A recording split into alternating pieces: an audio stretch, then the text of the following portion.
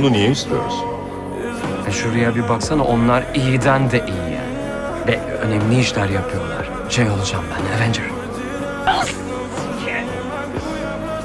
Biliyor musun, şaka gibisin. Avenger'ların seni almaması çok normal veya X-Men'lerin, üstelik herkesi alıyorlar. Ama sen tuhaf çocuksun, beyinsiz bir morozsun. Hayatımda bu kadar zavallı, ilgi manyağı, laf cambazı bir hıyar daha tanımadım ben. Bu bile yeter, çünkü ben 200 lanet yıldır hayattayım ve unutmadan. Asla dünyayı kurtaramayacaksın. Sen bir striptiziyle ilişkini bile kurtaramadın. Seni eşşoğlu eşek. Keşke senin yapayalnız ölmeni dileyebilseydim. Ama Tanrı'nın en iyi ilişkilerinden biri bu. Yalnız ölesin. Çünkü bu hepimizin suçu.